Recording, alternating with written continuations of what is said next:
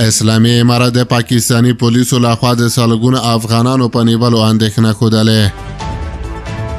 سلامونه ستړي مشه، وخت مو په خیر. پام وکړئ د یاران ټي وي یوټیوب چینل څخه د نن ورځې تازه او مهم خبر ته.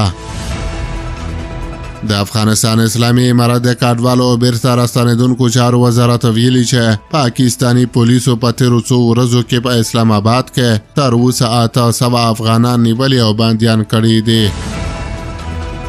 د افغانستان اسلامي امارت د کډوالو او بیرته راستنېدونکو چارو وزارت وایي چې په اسلام آباد کې د پاکستان د پخواني صدر اعظم د پلاویانو د لاریونونو وروسته د دغه هیواد پولیسو د افغان کډوالو د ځورولو لړۍ ته دوام ورکړی او په تیرو څو ورځو کې لږ تر لږه 800 افغانان نیولي او زندان ته یې اچولي دي.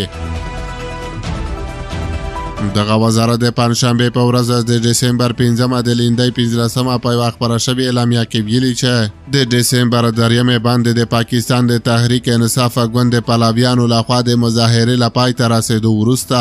د دغه هیواد پولیسو اعلان وکړ چې افغان مهاجرینو هم په مظاهره کې برخه اخیستې وه او ځینې افغان کډوال نیول شوي دي.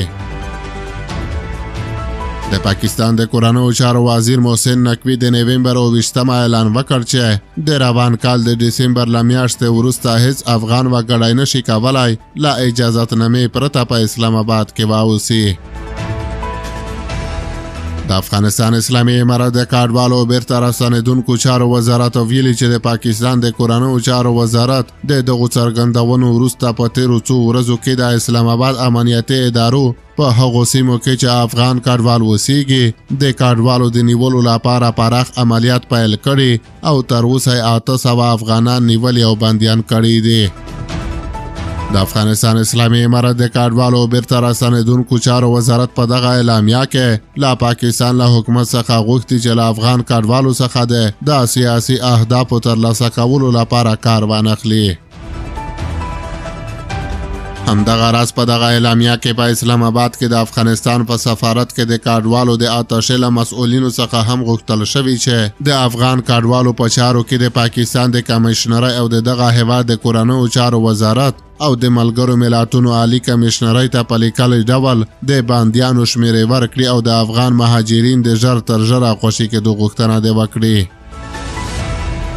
په دغه اعلامیه کې ویل شوي دي چې د افغان کډوالو د خلاصون په مخه د اتشې دفتر د آزادو امنیتي حوزو له زندانونو څخه ډېر کډوال راخوشي کړي او د نورو مهاجرینو د خلاصون هڅې روانې دي.